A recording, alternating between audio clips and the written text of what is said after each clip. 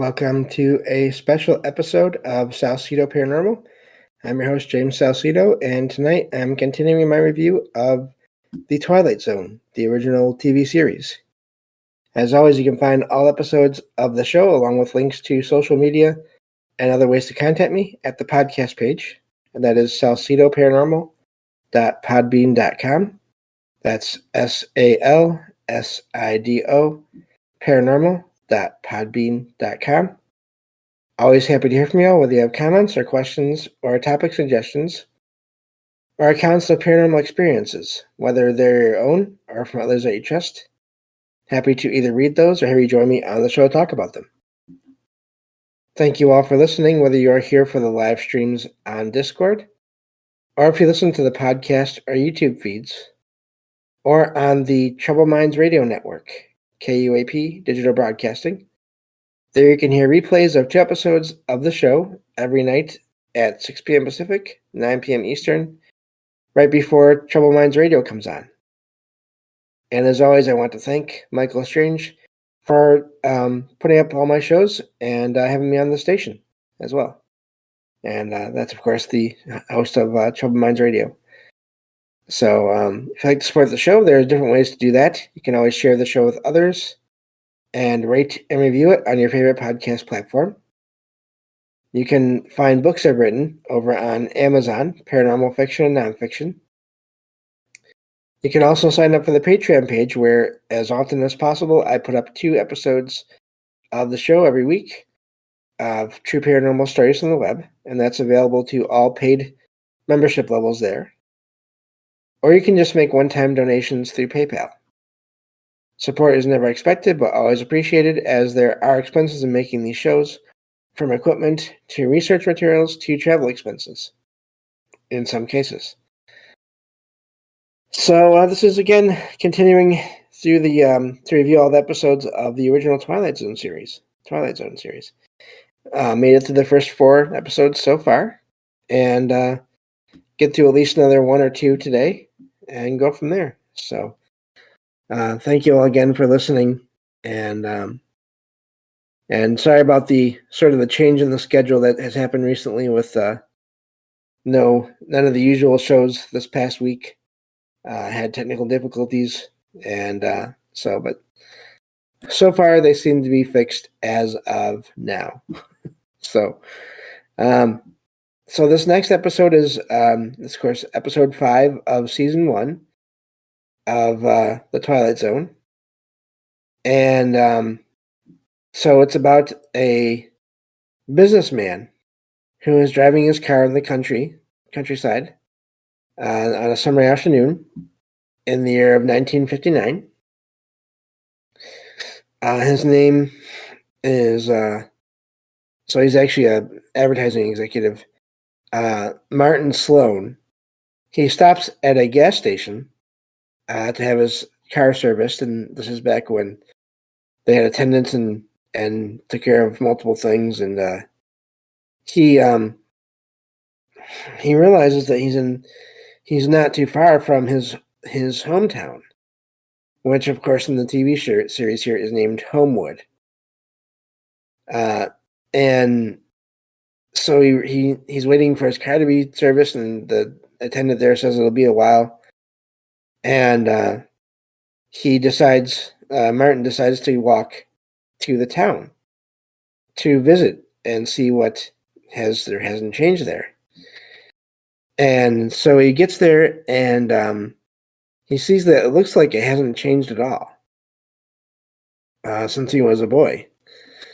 And he goes to the drugstore, which back then drugstores had, I believe they were called soda fountains, or basically pop, wherever you live and however you call it, that would include ice cream. Excuse me. And he asks for his favorite, and the person there says it'll be 10 cents, which surprises Martin, because he's expecting it to be more, because they used to be 10 cents when he was a kid, and he's 36 now. So after this, he walks to the town park, and he sees some kids, and one of them looks just like him. And before this, he was talking to someone else in the town they ran into, and talking about how he knew the town well, and he was saying that he had carved his name into the bandstand, the gazebo kind of thing. And as he was saying this, and he turned to look around, he saw kids, and he saw a boy that looked exactly as he had. In other words, he had his features. And this boy was carving names into the bandstand. And just as he did. And he was carving the name Martin into the bandstand. And so, of course, the boy becomes scared and thinks he's in trouble. And he tells the man, that Martin, that everyone, the old excuse, everyone does it.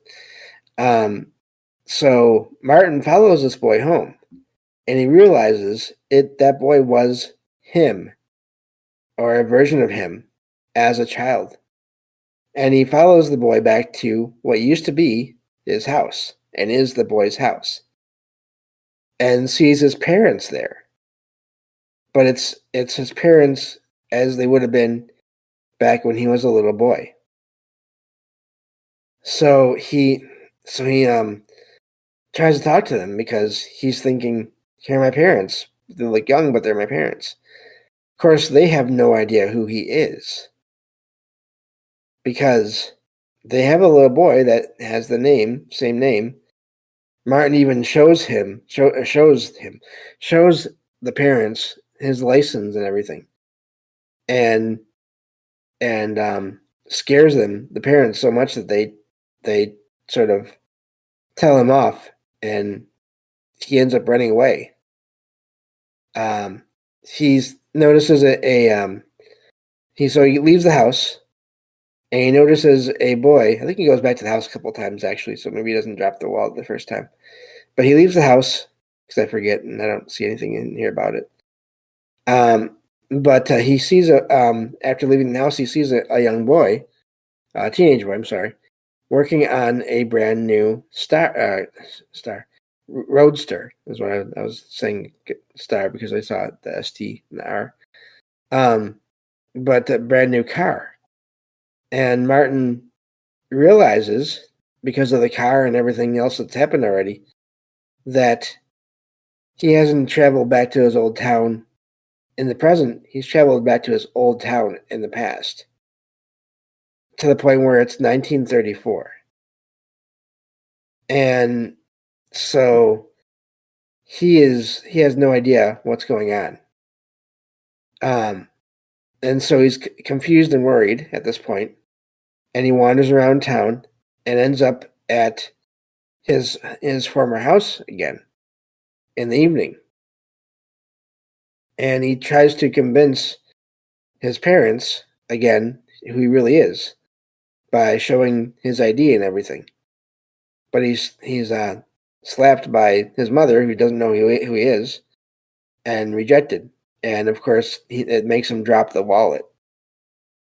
So he leaves the house, and forgetting his wallet, and finds his preteen self, his boy self, on a carousel.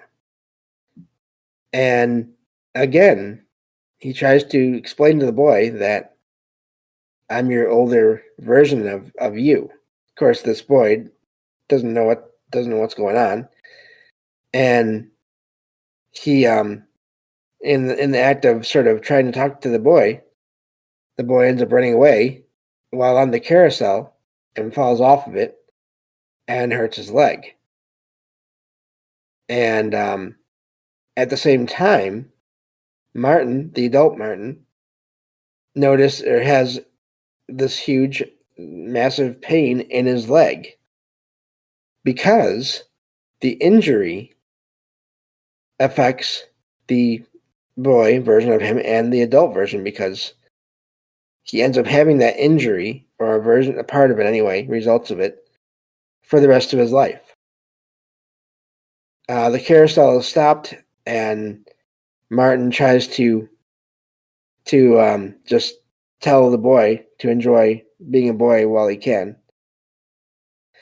So, of course, the boy version of Martin, and this is, I know it can kind of sound confusing in the audio version here, but the boy is carried away to get medical attention, and the adult version of Martin is sitting on the edge of the carousel, and of course, when the boy was injured, of course, his parents were contacted, and his father comes back to talk to the adult version of Martin, and says that the boy will be okay. He's just going to have a limp, which the adult version of Martin knows because he has one now. And his father tells him that he believes him because he looked at the ID and all these other pieces of identification in the wallet, and he hands it back to Martin, to the adult. So, and tells him the part of why he knows that Martin was telling the truth is, of course, that some of the dates on the ID and everything, and other things in the wallet, they are, of course, later than 1934. So, so they talk a little bit, and he tells the adult that you have to go back to your own time because this is not your time, and you have to let you have to let yourself, your younger self, live his own life. And so Martin eventually does leave after they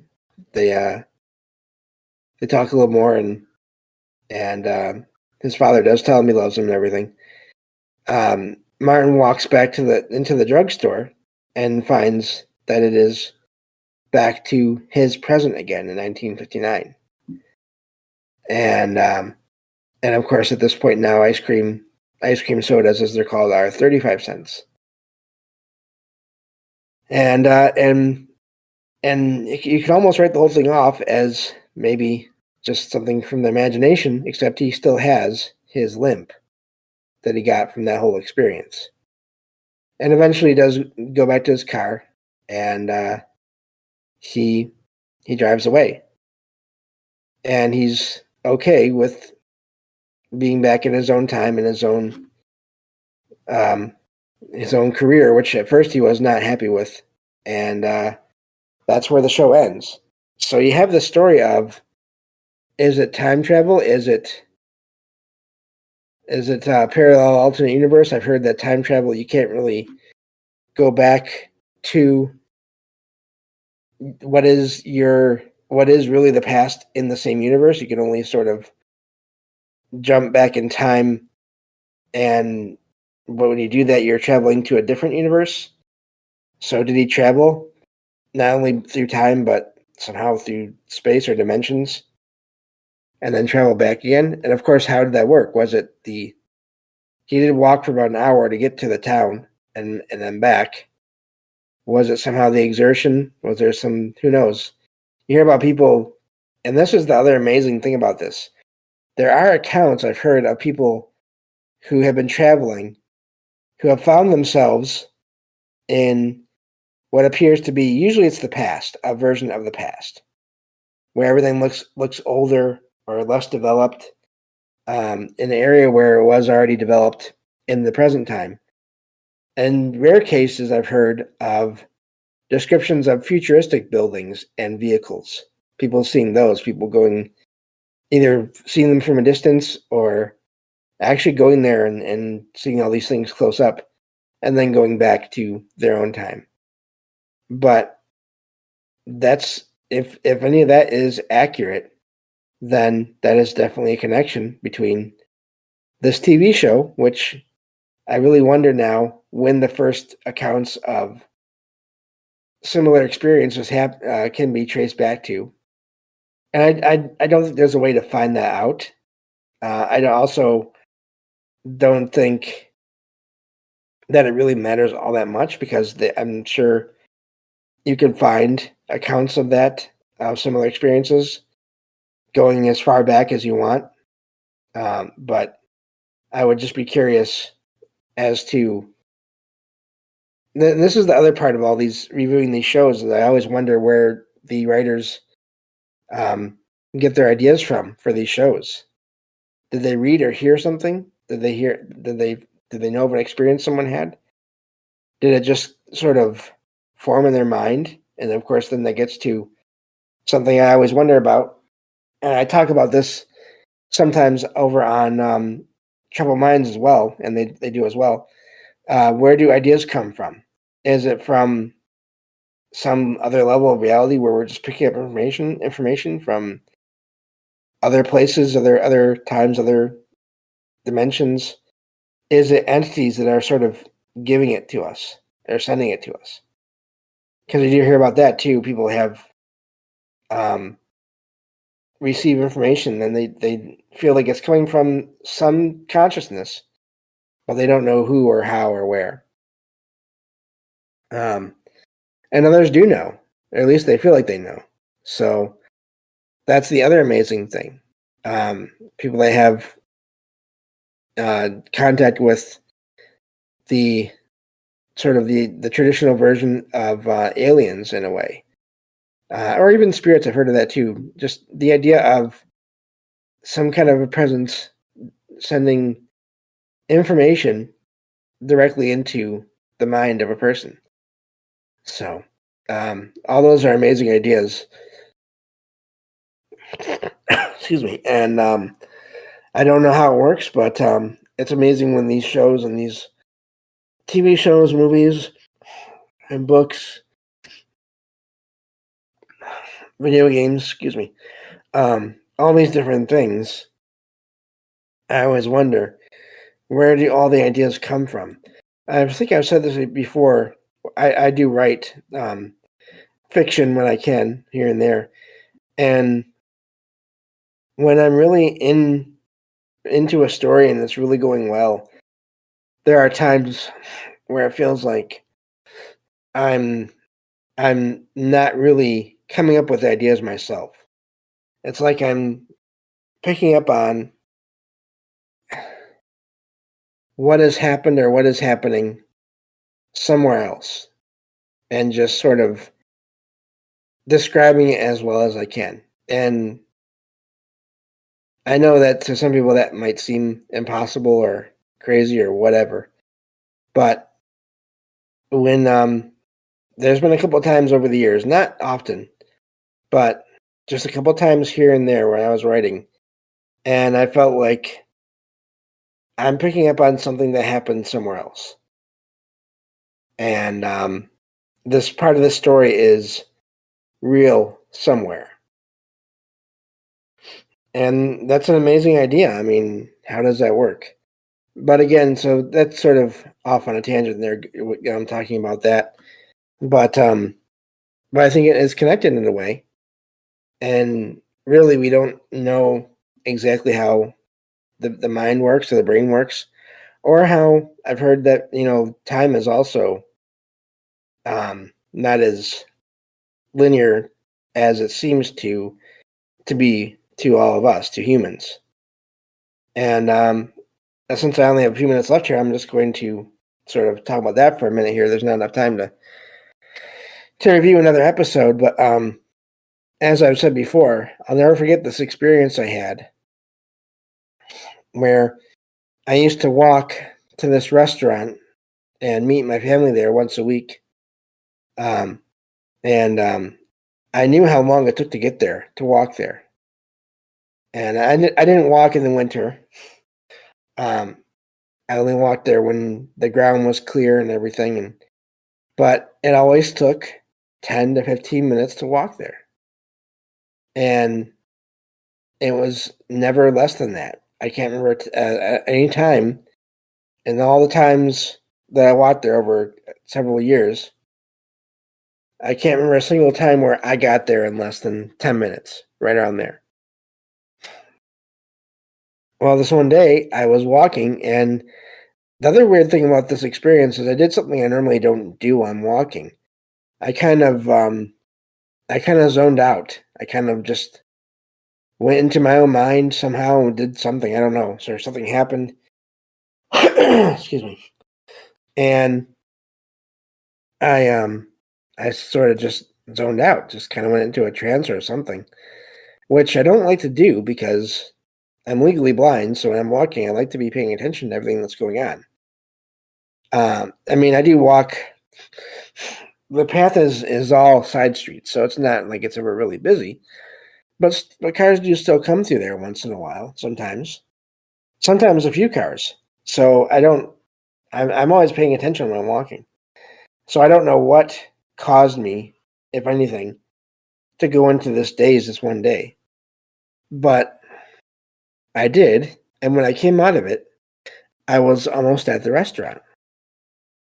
And I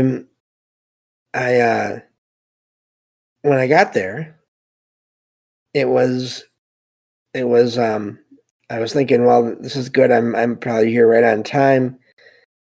And this is I'll be here. Everybody will be here right around now. So I sat down at the restaurant, checked my phone, the clock on my phone, and I noticed it was only 5 minutes after I had left. I don't know how I could have done that physically, especially if I was sort of zoned out and not hurrying. And even when I've tried hurrying before to get to that restaurant in like less than 10 minutes, it usually did not work. And I don't remember it ever working. So what happened on that day? Did I phase out and then back into reality somehow?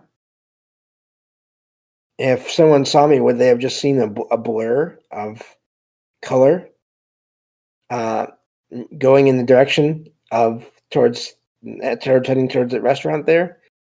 I have no idea, but I really wonder about that, and I wish I knew someone or more people on that street that I could like go to and talk to and ask about that day. Of course, now this was several years ago now, so actually that wouldn't even work because I have no idea what day it was, what the date was, or anything like that. So, but yeah. So these kinds of weird experiences with time, with altered time or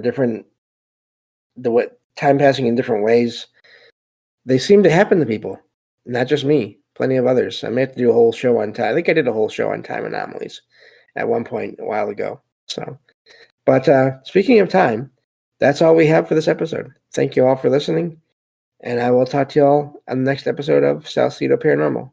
Take care.